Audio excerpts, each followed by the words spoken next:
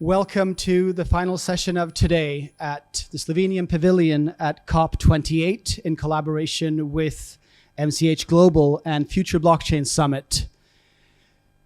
It is a very special conversation we'll be having today with my close friends, Fernando Garibay and David Chaum, that I've gotten to know in this past year.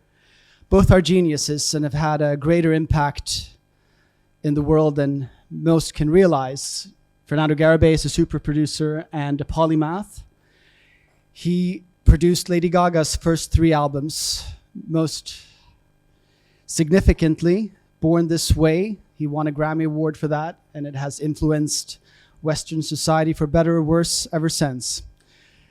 Less impressively, he also produced Enrique Iglesias, Bailando, and Paris Hilton's Stars Are Born. Stars Are Blind. Also a massive impact on modern day society. Today he's working with soft diplomacy and soft power, using music as a way of communication and influence. We were just talking before going on stage how the music industry has revenues of only 40 billion or so odd dollars, which represents roughly the ad spend of Procter & Gamble, while gaming is multiples of that, but doesn't have much of an influence in broader society. Music can really set trends, set attitudes, and that is what Fernando Garibay is all about. He works with multiple governments around the world. I was with him in Davos in the desert a few weeks ago, and he works with religious groups, and he works with corporations and connects them with artists for soft power. And I think in this day and age, we truly need that. Now we're coming to David Chaum, the legend, the man, the mystery. He's been staying with me now for 10 days, which is an adventure. Every morning when we wake up. David is the inventor of the blockchain in the early 80s. He has invented the blockchain to the extent that everything that is blockchain, except for proof of work, is his work from his thesis at Berkeley in the early 80s. That's what he's most famous for, but he has also invented blind signatures, which is the basis of modern voting and voting machines. And his research also led to the darknet and the Tor network in its concept. Today, he is working with 2 projects, most significantly, that we'll be talking about today. One is called Better Than Money, which is a transaction platform for commodity platforms, for commodity wallets to exchange instantly. And the other, which David very generously calls me a co-founder, is AstroCool. That is really the main topic for today. It is about mining moon dust to disperse in space to shield Earth from the sun. Very fascinating project. We were in Germany earlier this year to launch it at the Deutsches Museum, the science museum there. And we're talking now to the German government about funding, and we're in very advanced stages. And as you'll find in this conversation today, is that it is not as fantastical or as science fiction as it first sounds, but it is very realistic and has many exciting externalities. So now that I've set the stage, I would like to hand over to my co-moderator here, Fernando, to explore the mystery that is David Chaum. Thank you so much. What an honor. I'm very inspired by your work, David. I followed you for quite a bit and trying to decipher who is Satoshi. And in that process led me to you, obviously, like many of us have. But I don't think people realize the significance of the impact you've had on humanity. So you laid down the infrastructure and pipeline for everything digital, from moving from the late 70s to onwards, right? So everyone has touched a piece of your influence and has been influenced by what you've done with your white papers and your legacy. My focus and specialty these days happens to be creativity as a catalyst for growth and we're here looking at catalyzing new ecosystems. But you're the father. You have a framework for this, and you pioneered. You wrote the book on establishing ecosystems in the digital realm. Can you talk about what inspired you first to get to this point? Well, I was a grad student at Berkeley, and those days in the late 70s, most of the funding for graduate students was from the military, DARPA and the Department of the Navy and the Army and Air Force and other agencies of the U.S. government. And,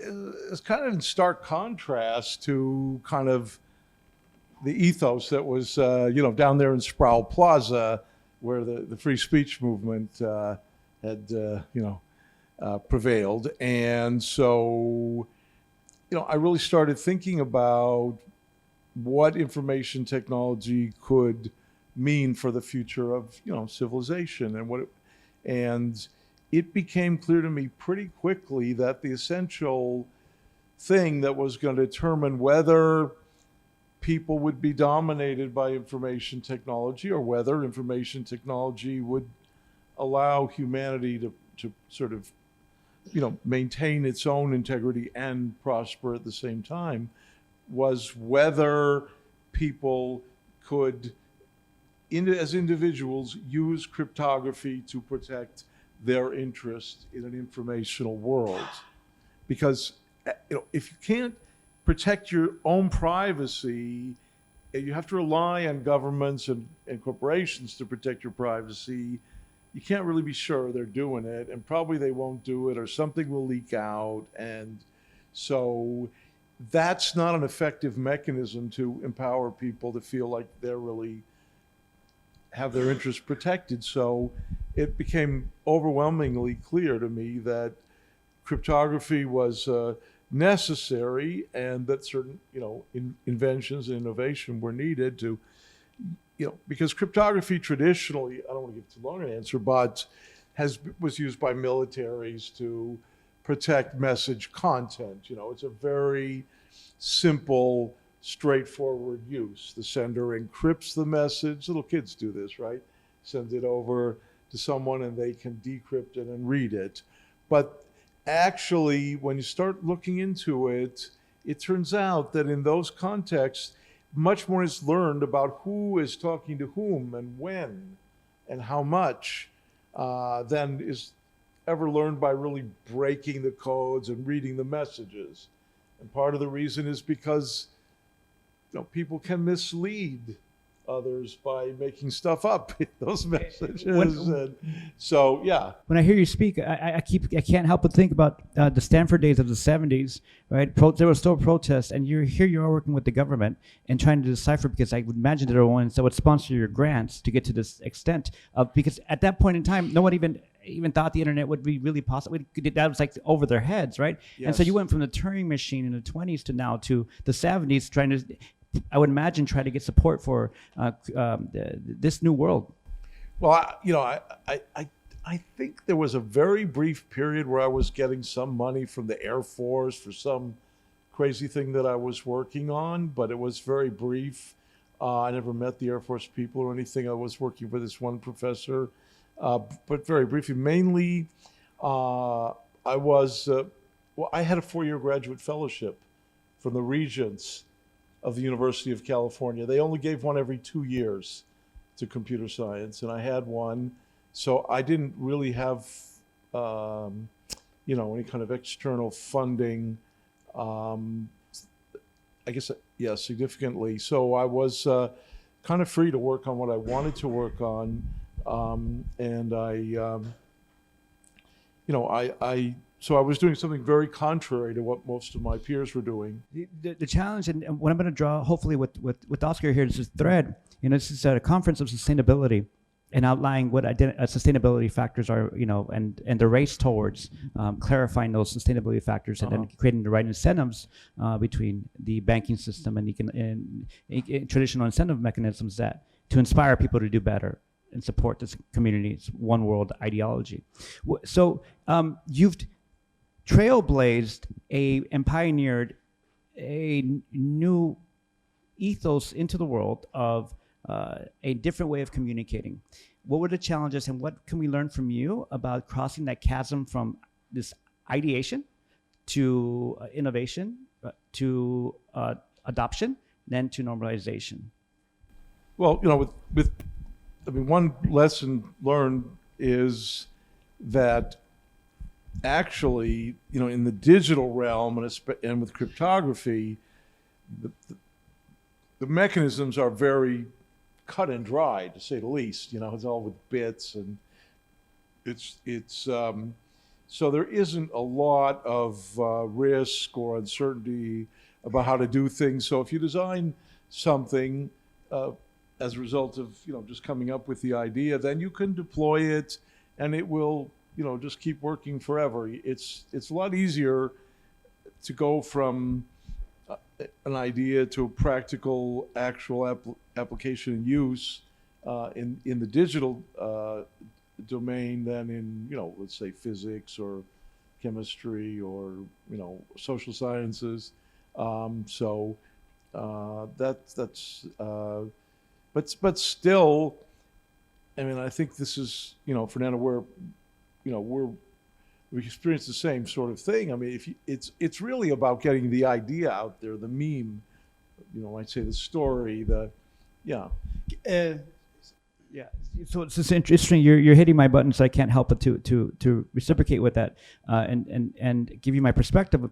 The challenge is when you're, especially we've heard a lot of new companies coming out trying to introduce new mechanisms to identify what is truly from scope 1, 2, and 3, right? What is the impact, complexity, impact on the world, and how to measure this through scale degrees to achieve a certain advantage, right, to better reciprocate these initiatives. When doing something extraordinary and new, it requires a lot of creativity, and not just creativity. It's multiple versions of this, right? You have creative science, you have creative economics, and you have creative in the traditional sense of art. And creativity is the disparate connections between totally unrelated things and creating these new pathways towards a convergence point in which you'll have a new idea, and then when you can actuate the idea into the real world. Most of us can do that, but what you've done is present something that never really existed, and a working model of this, and put it into a white paper, and then be able to execute that to support when no one probably understood what you were talking about. Well, you're right. You're reminding me. It's not been a simple process. It's been challenging, and having the insight that the world really needs something totally unexpected and undeveloped, like cryptography, set me on a course of having to create innovations that would prove out the effectiveness of it in a way that ordinary people could understand it and appreciate it, and that's difficult. And then there's a communication aspect to this also, to try to write stuff like that up or explain it. Most scientists try to make this stuff really hard to understand, of course, and so that but like medical doctors speaking, what is it, Latin or something, I don't know, but I had to try to do the exact opposite and really find actually analogies to things that people have experienced in ordinary life, and speak about these new mechanisms in those terms as if they were the most natural, obvious sorts of things, in order to really get people to accept these ideas. So that was a whole effort in and of itself. You've shared the story so many times about when you did the conference in '82 that almost put you in jail when the CIA threatened you. And yesterday you shared more details. I was walking down the street here in COP28, and I said, the problem here is that we don't have enough hot women to get the message out. And he said that when he first organized this event, Oscar, well, I think we'll cut you off that there. when he first organized this event back in '82. Oscar, come on, get a grip. Get a grip. Come on. Please. So when you first organized this event in '82, it happened to coincide with the cheerleading All right. consort. What That do you is call true. it? The cheerleading get together. Okay. All right. It's true, Oscar. It's true. And this really set the stage for getting cryptography out in the world. You've just kicked the entertainment value up. No, the we can edit this out later. So I don't know where this question is leading. No, because other people have recordings, Oscar. I'm afraid not. Okay. Okay, you're going to have to take responsibility for bringing this up. You're a genius, David. I'm just saying that you've already, like 30 years ago, acted on what I was saying. So anyway, now moving forward. Let's do that. So I think this is a key point, and we can pick something up from this that's extraordinarily valuable. To do anything this extraordinary, you must be super hyper creative and use whatever you have to build incentive structures that inspire people. And what people don't realize is that you really have to go where no one's thinking. What would inspire the constituents or potential constituents to do something and get involved? And I think there's a lesson to be learned about this process, right? Like being really creative with how you inspire people, especially early adopters. And that's I think what maybe perhaps would be the alternative way of asking that question. Well, riffing off this much more acceptable avenue, there's something called the cypherpunks movement, and I see a lot of most people in the room are aware of this, and it was a very powerful influence on the evolution of society. It was just a small activist group of a few dozen people who were inspired by the idea that cryptography could be used to protect privacy in the digital realm. And they took it upon themselves to organize and create kind of acts of civil disobedience, in effect, by promulgating, illicit software to protect privacy and so forth. And to a large extent, I think, according to what I've read and what I understand, this group was inspired by the fact. Okay, let me just go there.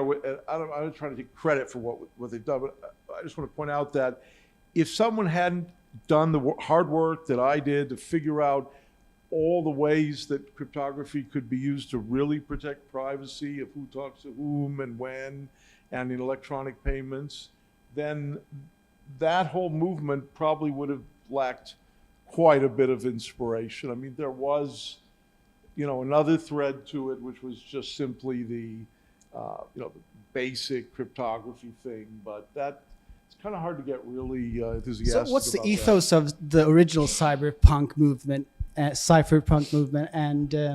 now there's cypherpunk 2.0? Well, once again, Oscar, you're speaking out of school, but yeah, that's not yet been announced, but we are working on a concept like that. There's a few people that we're collaborating to try. It's a very different world, and back then this was a very kind of exclusive activist group of coders, and you couldn't really be admitted unless you could write this software and were willing to write the software and so forth. And nowadays, everybody kind of empathizes with this the sentiment that computers maybe know too much about us or will be knowing too much, and this is not really a good thing. And so, yeah, today maybe everybody is a bit of a cypherpunk 2.0. But I'm. But then again, like everything is known about us and we don't care. Like to such a great extent, cryptography is more needed now than ever before, and it's more of a greater threat to democracy, to freedom of speech. But we just don't really make an effort to hide our communication. Well, so this. I think there's certainly an aspect of truth in that. But what you leave out is the causality, because it's really, if you don't have a choice, then you don't have a choice.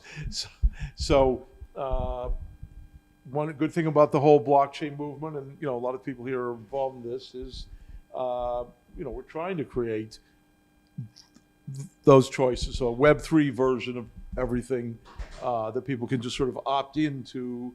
And if there's no such option, yeah, of course people are. We were primed with this idea of this incentive structure of low barrier to entry and convenience, right? Yeah. Essentially, and over time, there's an evolution of this Darwinian evolution aspect to this, right? So that we've conditioned society to understand this as part of daily norm to give out your information. So when you do that, this trade-off has been set already across our civilization. So now the question is, how, in your philosophy and your theory, because you have the extreme insight on this, how do you see a way forward with Web3 and blockchain technology to protect who you are?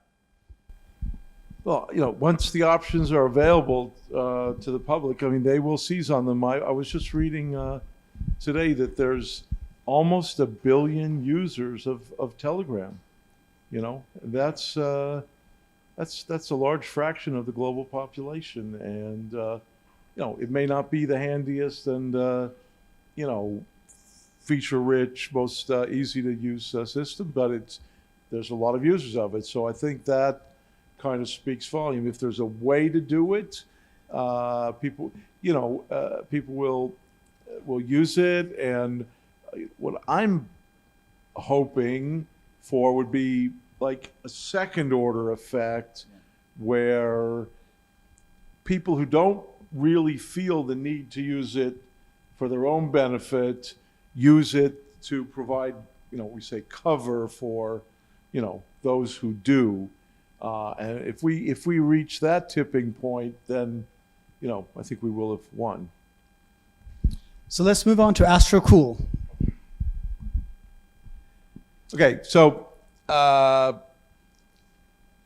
AstroCool is a project that was announced several months ago at the Deutsche Museum at the Festival of the Future, translated from the German, and it is involving about 6 or 8 people. And I'm the leader of it, and everybody else in the project has more business being there maybe than I do, but although I did invent this crazy idea, which is, and I believe I'm the first person on the planet to have thought of it, and it is simply that, the moon is covered in dust, and it's 5 to 15 meters deep, moon dust. And, because it is hit by meteors and asteroids or whatever you want to call them for billions of years,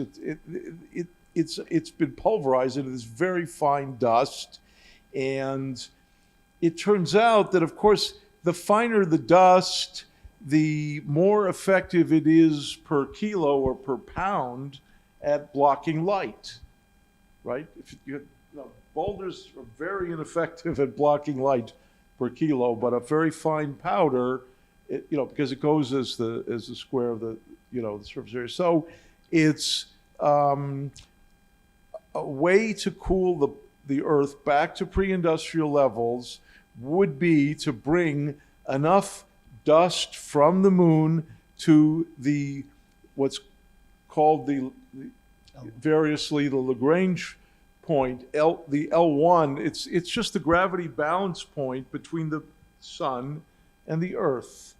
And since the sun is very big compared to the Earth, the gravity force balance point is much closer to the Earth. It's 1 million miles from Earth, and it's 99 million miles from the sun. And so if you put dust there, it will block sunlight that's heading to the Earth 24/7. It just stays there, and as the Earth spins, it continues to block, and as the Earth goes around the sun, it just stays there. Now, it doesn't stay there forever, which is a kind of mixed blessing. People are, there's a concern. Obviously, you put dust there and it never goes away, and maybe that's a bad thing. So the good news is that it will go away for sure within 6 months, because it's like trying to balance, an orange on top of a beach ball. You can put it there very carefully, but eventually it will fall off. And this is a physics fact. So, on the other hand, we have spent a lot of effort to try to make it so that the dust stays there for a good while. And we've developed special orbits that are near that location where we think we can get it to stay for pretty much the maximum amount of time. And that's, something we want to test out experimentally within the scope of our, very attainable objectives, near-term objectives for the project. But there's another issue is like, how do you get all that dust there? And it's a lot of dust. Yeah, and to put this project in context, there are many competing projects about shielding Earth from the sun using sails. And if you could just outline what other initiatives are out there and how this is more. I try to really innovate my way out of being involved in any kind of horse race. I just hate that. But fortunately, in this case, it's not really like, there's not like a lot of competing projects that are competing in our space. Exactly. In the sense, yeah. So I agree with that. Go ahead. Well, let me just clarify that for the audience just real quick, that most of the stuff you hear about is people want to put stuff, on the surface of the Earth or very near in the clouds or in the, low Earth orbit, and that stuff will all come down onto the Earth, and that's a scientific fact. And so this could cause problems, and that's why the public really doesn't want to see that type of solution. So the beautiful thing about putting stuff a million miles away from the Earth is it's a million miles away from the Earth, as we say. That's an expression for it. It's like, and it will never come here. You can put a 10-meter boulder a million miles from Earth, send it to Earth at whatever speed you want, and it'll burn up before it gets here. That's right. So set this up for us to better understand this. I love this idea. In the entrepreneurial world, there's this term called loon shots, and very intelligent people are looking to invest in things that are just so extraordinary, comic book-like, right? So give us the science behind this and why moon dust specifically is sustainable. You just have to look at so I put a lot of effort into this. And so I started with the concept of moving asteroids from the asteroid belt or near the asteroids to that location and possibly pulverizing them. And in physics, one of the ways you look at possibilities is one of the most telling kinds of analysis is just energy analysis. How much energy does it take to do that?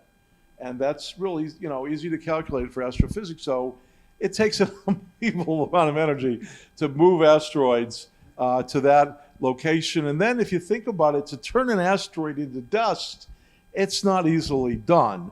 And then to further complicate that dust might have some momentum resulting from the process of turning it to dust, and that would send it away from where we need it. So it's just really hard to do. So I'm afraid I don't want to go into the best way that I know of to do this right now, because I think that we have to save that for another day. But we have a way to do it that's very efficient and makes very parsimonious use of the rocket infrastructure. So we can probably get enough dust there with maybe like a dozen rockets, which is like nothing like if you were in this room 24 hours ago, people were talking, they were saying, McKinsey says we need to spend $10 trillion a year to mediate, climate change. That's, no. So they just need to give us $1 trillion and we'll get it done. Yeah, well, they have a little bit of a profit on that because, those rockets aren't that expensive. I think the SpaceX, what did they say? It's like 50 million, 20 million for one of those rockets. So, I mean, we a minimal number of rockets, and then there's the issue of the rocket fuel. Now, which is really, you think of it in terms of energy, but there's something that in the space community, is referred to as the cislunar economy. So a number of major countries have band together with this effort to, get back to the moon and do all this stuff and to support the cislunar economy idea. It's very simple. Governments can't keep paying for all this space stuff. They want some kind of economic activity to be taking place around the Earth and the moon. That's what they mean by cislunar. And so, as a sort of staging place for missions to Mars and elsewhere, there's just a lot of emphasis on needing ways to refuel rockets or nuclear-powered rockets. Now, that sounds really awful. I don't think you'd want to stand out here at the conference and talk about nuclear-powered rockets, but if you're doing it from the moon, it's very different because that's pretty far away, and if something bad happens, it's not really going to affect people that much. But nuclear rockets, they can be extremely great for moving dust because you don't have to keep creating all this fuel for them. It's just a fusion would be like super ideal.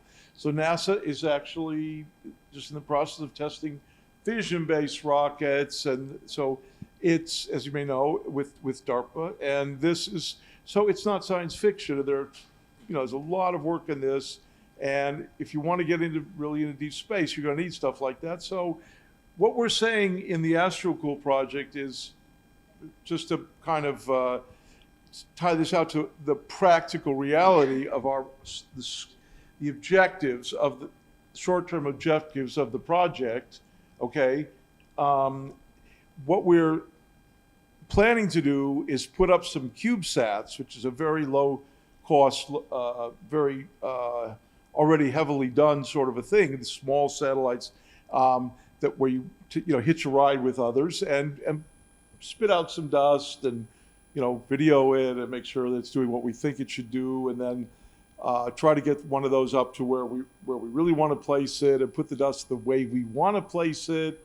We have one of the leading astrophysicists and trajectory designers and firms working with us and so forth. And we have designed these orbits, and we're going to put it there and see if it really stays there like we expect, and do experiments with moon dust particle size, because moon dust is actually not uniform, and different portions of the moon have different kinds of dust, and they have different light blocking properties and so on. So we need to do some experiments. So why all this? Because look, it takes years to do experiments like that. You can't just put this microphone in space. You have to qualify it, test it, make sure it's not going to wreck the rest of the spacecraft, and so forth and so on. So it's a whole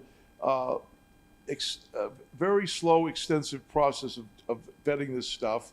And so we need to get this work done and find out what's really best. And that may take some iteration. So it may take several years to really figure out how this moon dust can best be deployed to cool the planet. And maybe we'll find out there's something wrong and we can't do it. I don't know. But we need to do this work, start this work now, so that in case something goes wrong and civilization starts to literally, melt down, or there's some really bad human consequences for this global warming that manifest themselves, we know how we can mediate that with this technology. So you call it a Plan X in case there's a climate emergency. Yeah. So, but you can't, if you don't do this work now, if the crisis happens, you'll be very far away from being able to figure out what to do. And so we have to get this figured out. I saw fire extinguishers in the building. I mean, you better design the fire extinguishers before you really need them. Let's put it that way. And that's what we're doing. And the cost of doing this is extremely modest. And, when you start showing videos of dust in space and it actually working, that can do a lot to convince the general public that this is viable and, comprehensible. And, in the business that we're all in here at this event of trying to make sure the world stays more habitable, that is a portion of our work, is to communicate what we're doing and what the solutions are effectively, get the public to appreciate them and support them. We should get the Rockettes. Okay. And also, don't forget that the whole advocacy community itself is, in many cases, part of the problem, because there's a lot of infighting. It's like But don't you think there are a lot of other benefits from mining on the moon? oh, that's a yes. And so it's kind of a mercenary question, but no, really, there was a boom in space exploration and mining for asteroids and the moon a few years ago. Tremendous amount of investment was made in it, and it turns out, of course, that with Astrocool, we have to harvest an awful lot of moon dust and pack it in these plastic things and send it. And probably there's a lot of very interesting elements in there that we can sift out. Like What do you think might be there? platinum. There's various radioactive isotopes that are really ideal for fusion power and so on. And there's also water and so if it is a lot of valuable stuff. Having a way to produce water on the moon is extremely valuable, because it's very expensive to bring it there from Earth. And you can make rocket fuel, conventional rocket fuel, from it. And of course, you need it to make oxygen for people to live on and so forth and so on. So there's just all kinds of, we don't really know what all is we're going to find in there. So someone may say, oh, Astrocool, that's very expensive. Well, it's not going to be $10 trillion a year, like McKinsey says. So it's a lot cheaper, actually, than a lot of stuff that's discussed around here. And it can bring us back to 2 degrees, back to pre-industrial levels if we want to do it. But it might actually, produce a net profit. It might not actually cost society anything. We may actually benefit from it. So it's we don't know. Well, It's pretty exciting. I personally love this maybe even like 3 or 4 years ago, you present this to a 500 startups, and it'd be like, what are you talking about? But now you look at the urgency, right? I think this created a window to now really explore opportunities like this for investment, but true action, right? So, this community can get lost essentially sometimes with the incentive structures and providing incentive structures and the competition for those incentive structures and identifying those incentive structures. But what's refreshing for me is the actual craziness of this wild idea that you have to potentially pick up some moon dust and put it and spread it around our Earth orbit. But and it's really potential. Like, it's a lot of potential in this, and that's inspiring me. What's even more inspiring is your willingness to put this forward, show the science, and then try to attain feasibility and viability for people to participate in more projects like this. Well, thanks a lot. Yeah, you are kind of putting yourself at risk of receiving a lot of very unfriendly communication from good-intentioned advocates, because people maybe think that if you could solve the climate change problem without changing the whole lifestyle of everyone on the planet, then they won't change the lifestyle, and that's wrong or something. There's a lot of very convoluted arguments that occur, and I don't want to spend my time, debating this sort of thing.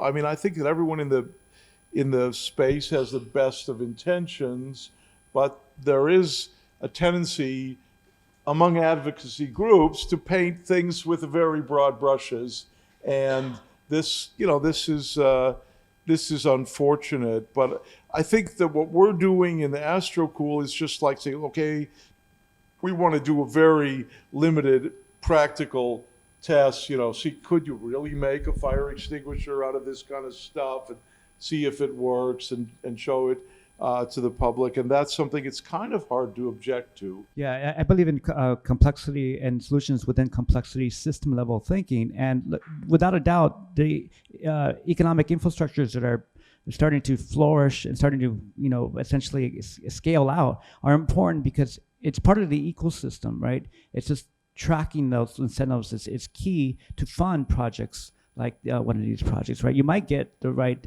adopting funding for this. So that's Oh, no, important. we're getting good support, and yeah, I mean, I think it is a moment in time for this sort of thing. But one thing about the environmental movement, of course, I think many people are aware of, is that it's been known for many decades that we were on this collision course with destruction of life on the planet, and the thing is that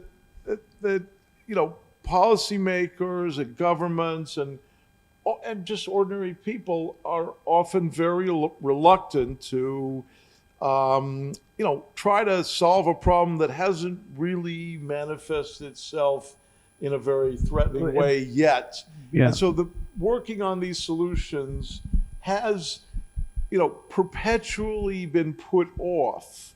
And this is kind of what's brought us to this bad situation we're in. And the thing about AstroCool that I really like, and if you look at astrocool.com, which I heard today may be slightly off the air at the moment, but it's not supposed to be, you will see that there's another component to AstroCool, and that is the digital privacy and cryptography component. And that is what I call Seventh Estate. It's a way to have a grassroots democracy. I call it guerrilla voting, guerrilla democracy. And so just for if you have $1,000 and a weekend to spend stuffing envelopes, you can prove irrefutably that a majority of people on that mailing list, which could be a very large list for a whole country, would support a specific proposition that you ask about. Well, let me say this, and then complete the thought. And so that is actually a part of the AstroCool project, is to, once we get the objective proof that this can work, to ask the global population, hey, what do you think? Should society invest in actually building these rockets and seeing, getting ready to do it? And if that, if that vote is yes, then I think there could be a great change in the atmosphere of society. It would be a pulling together of the public instead of this fractionation that we're witnessing, and people would say, we have the power, we're pulling together to save the planet, and we're deciding that we should do this. And that's part of the broader AstroCool vision that I find extremely There's a exciting. quote from John Sinclair that goes, "You cannot make a man understand what his paycheck depends on him not understanding." And I mean, with carbon markets and carbon trading and the whole climate change industry, there's a lot of money to be made, especially from banking. And what I love about you, David, is that you destroy industries. That's your other project that I didn't have a chance to talk about yet, the Better Than Money. But when you look at AstroCool, if it would work, and it's not as complicated and difficult, it may not be that complicated. We'll find out and we'll prove it. And we'll when you test look at it. And when you look at the prospect of, hey, let's just trade carbon for the rest of eternity and make money off of people having to do whatever they have to do and pay us, it's not viable to save the, climate change from carbon emissions by having such a setup, because it is simply a Band-Aid on a problem that cannot be solved. So yeah, that would actually solve it. Yeah, that would be a first principle thinking. But my thinking is, my question is really that when you pitch this idea of AstroCool, you have to find people that is interested to, who does it benefit other than humanity? Right, yeah, that's why we need to take this to the people ultimately and just ask the general public, do you want this program to go forward or not? And that we can do that now with a little bit of the magic power of cryptography, which allows us to have a random sample of the global population that we can prove is actually random, and that all those participants' answers were reported correctly, and where we give out prizes and rewards to people for participating in a way that's provably not influencing their vote. Let me offer a different framing here, just to be fair. Without the proper economics, we won't have these type of projects, right? So, like, identifying incentives are very important, but there's a balance. It's systemic, right? So they all have to work together to collectively create the right balance of complexity to be able to execute these amazing projects from brilliant minds like yourself. So that's the framing issue. Now, the second framing issue, I think it might have a fallacy in it. It's in thinking that, we don't consider that we haven't evolved to look at big picture items as humans. We've evolved to look at micro dangers, right? Always looking out for that snake in the forest. So I think it's key. So when you frame out this, how do you get mass adoption to pay attention to projects like this? You won't. It's very difficult. So the challenge is to get adopters who have the let's say the influence to be able to activate these projects, support you with the right funding and government support to be able to execute. The first, viability, feasibility, prove that out with the white paper and the theoretical work, the mathematics, and then further into the second phase, which would be some sort of beginnings of action.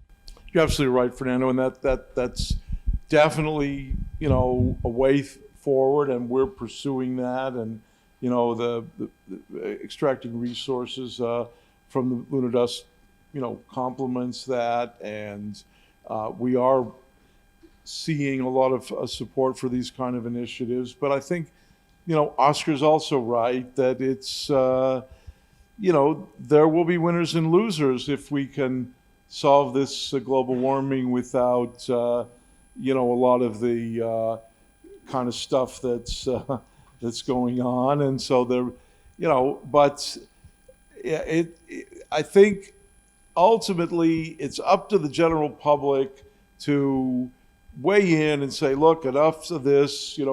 We see that this works. We saw the videos of the dust. It seems like it's blocking the light. We saw the science.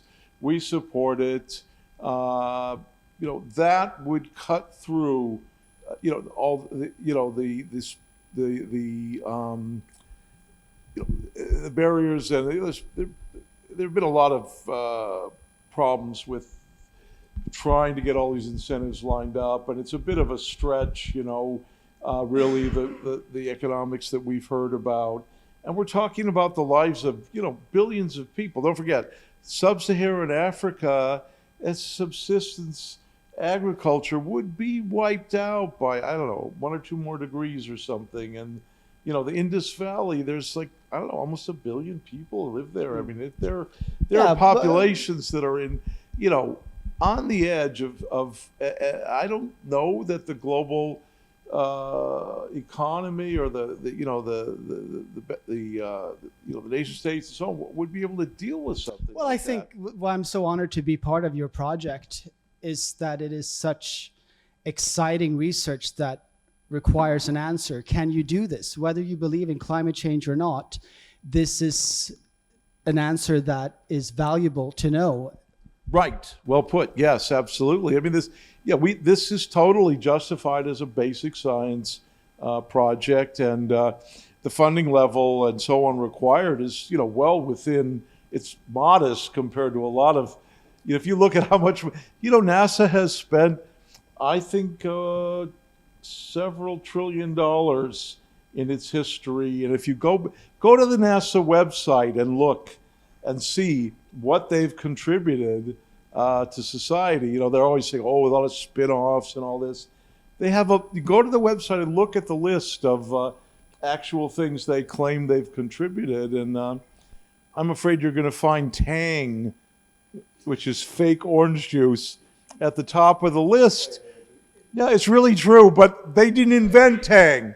Tang existed, was a commercial product at least a year before NASA decided to make it famous by giving it to astronauts. Yeah, go ahead.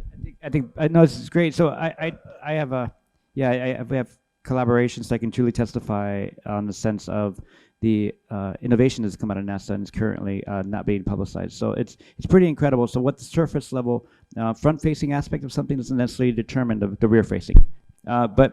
Just to give you I'm just saying, just different contexts. spent a lot on pure science, and it's not clear. No, this is great. No, but it's I admire that the perspective. What are your parting thoughts on the future of Some questions. yeah? Oh, yes.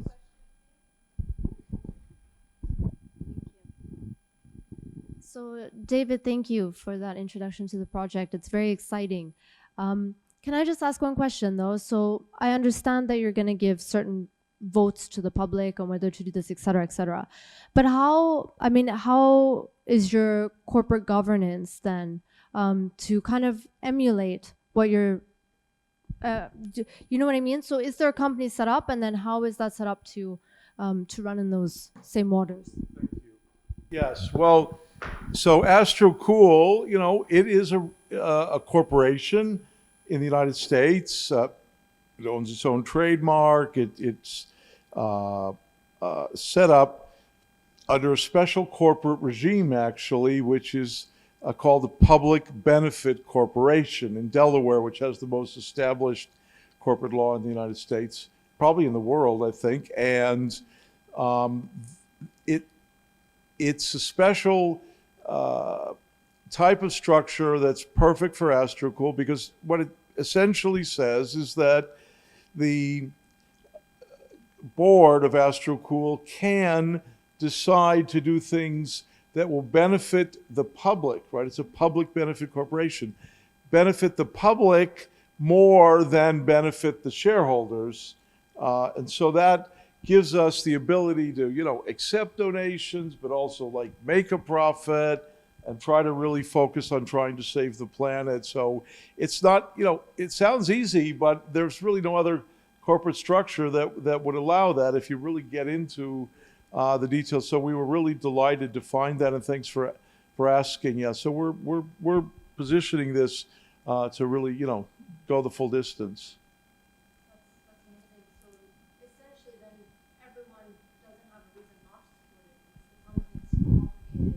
To act in the best interest of the public.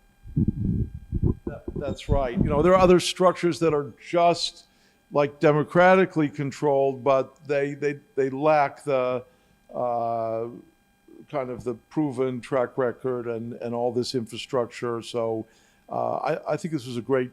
We're really happy with it's. You know, it's not widely used, but it turns out that it's perfectly well suited. So yeah, AstroCool, by, you know, demonstrating support from the public, proving that the stuff works by these reasonable tests that are now, it looks like, will be funded by governments, and having the upside of being able to maybe find some valuable stuff on the moon and so on, and sort of with the idea that we're not, you know, going up against the conventional, you know, climate change community, but rather we're just making sure we can build some fire extinguishers in case we need to. I think it's you know, it's a very powerful and effective way to possibly save, you know, not only billions of lives, if you can say that, but also, you know, the rest of civilization might sort of be destroyed if it really comes to some kind of catastrophe like that. So I think it's an important mission. You have another question from the audience, I think. Hi, David. Two questions. First question is, that dust, how much percentage do you think it's gonna cover the Earth from the sun? And second question is, you know, you said that the public will decide, which is usually is never the case. It's people with power, government with power, USA that decide. Well, they haven't decided. Yeah. So, all right, I should wait till the microphone gets here. Well, thanks for your question. It's sort of like what percentage dust, and, you know, comment on the idea that, yeah, usually it's just the U.S. that decides things. So, well, let's just talk about the dust. That's a more clear cut. It's about we have to block about 1.8% of the light, the visible light, the green light. And so it takes a 1.8% dense cloud about the size of Brazil to do it, placed there. But that's an oversimplification because, you know, the Earth and the Moon move as with a special center of gravity, and so that, and then you have solar radiation pressure on the dust, so you have to kind of put the dust a little bit closer to the sun so that it pushes it, you know, towards where we want it, et cetera, et cetera. But that's roughly what's involved, and yeah, I mean, I think the whole world suffers arguably from this short-term thinking, which I guess is kind of programmed into us. And, you know, you're selling the future short. And that's in some sense what, you know, the giant economic growth that we've had, you know, is all about over the, you know, and it has its good and its bad aspects, but when that approach carries over to not even figuring out how to build the fire extinguishers, then you're really in trouble. So I think this is right now you know, an example that sort of steps outside of all those principles. Says, look, this is a very small thing. We could just do this. Government's willing to pay for it just on the basis of science, and this will really help us. So at this stage, I think we're safe. But in the next stage, yeah, if people really want to do this, because it just looks like there's not, you know, that most of the fossil fuel is going to be burned up. I mean, you know, that's certainly plausible.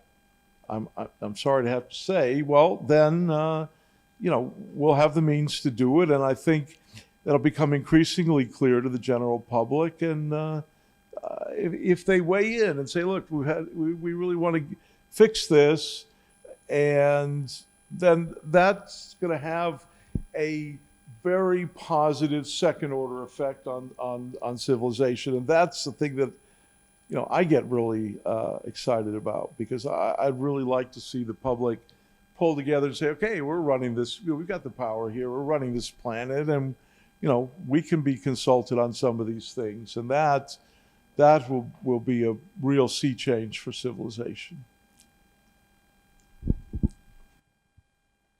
I thought that was a good closing note, but go ahead. That was a really good closing note anyways. But I have a question. What is the timeline that you're looking at for AstroCo? What stage are we in, and what are the milestones like? And what are we looking at, an approximate investment, the entire thing, full cycle? Well, thanks. Yeah, so, I mean, it's an excellent question. And so we have like a 1-year time frame to get the experiments designed at the conceptual level and to build partnerships to get them deployed in space. But there's an intermediate step, which is what sometimes referred to as mission architecture in the aerospace field. And it's a pretty expensive process that, you know, most of AstroCool is kind of volunteer. I've been paying for it. I mean, a lot of people have been helping me. But that's something you really have to pay for and takes a bit of time. So once we get the basic concepts figured out within the project, then we probably have to pay for that. And then in parallel, we're building partnerships with people who can easily put our CubeSats up on their, you know, we can ride share with them for free, and that's way better than trying to put your own satellite up, because they can have very good, you know, communication and so on. So that phase, so up to the point of proving viability, we may very well be able to do it.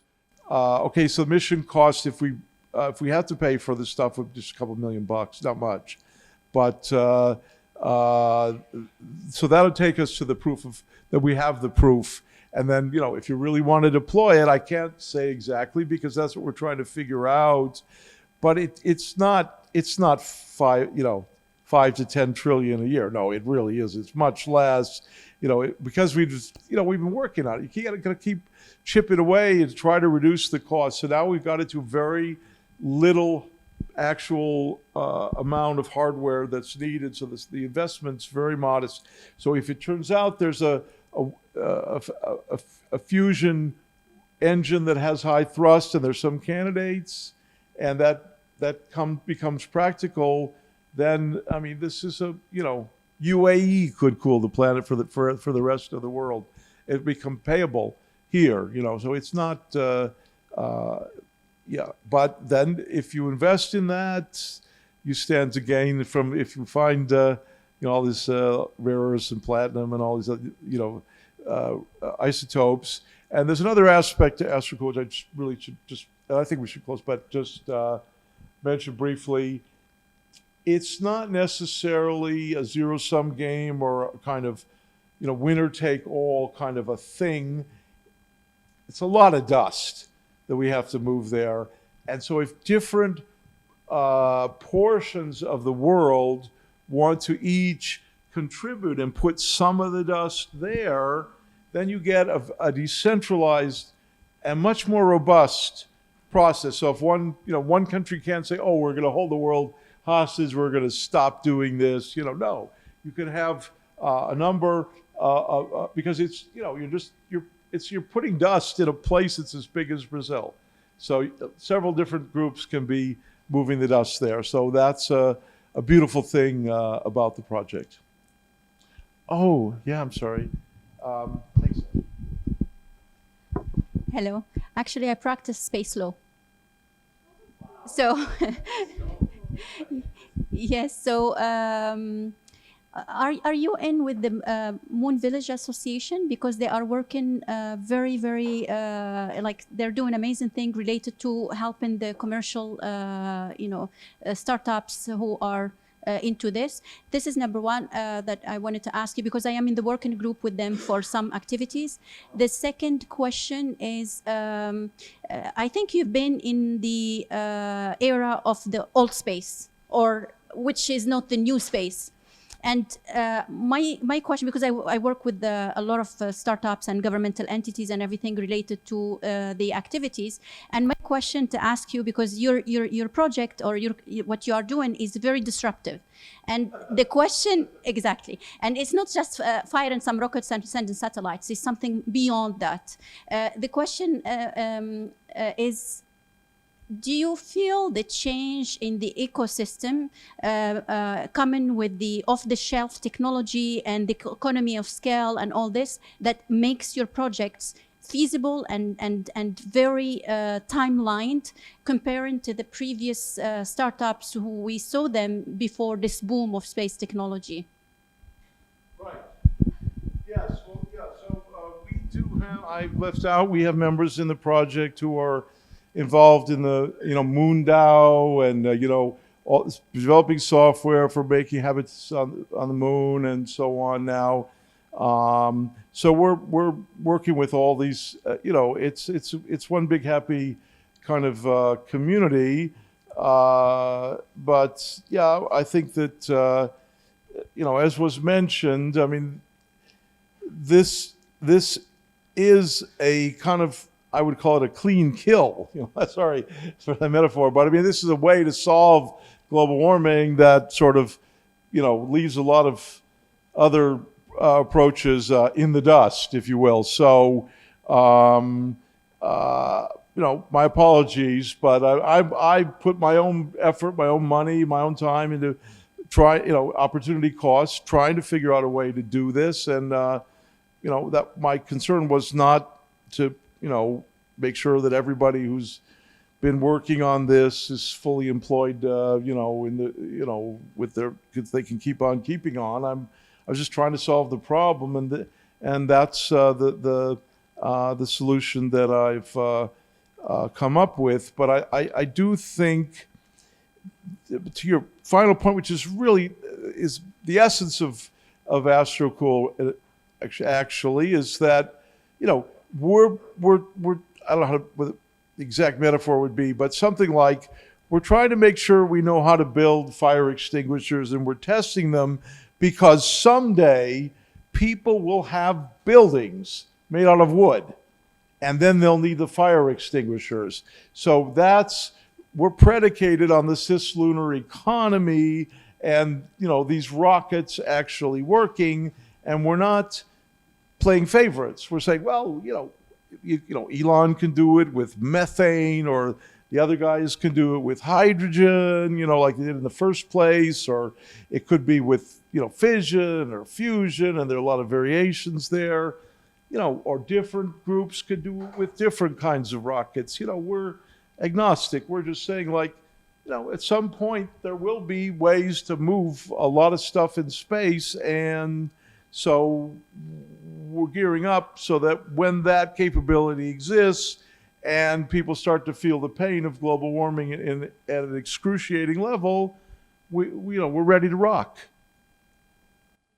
Yeah. What a great note to end on. We're ready to rock, and I will never get a chance to say this ever again in my life. We need to end here because I'm heading over to the Atlantis to pick up David Hasselhoff, who will be here in 90 minutes. So you think I'm joking. I'm not joking. It's Fernando's neighbor.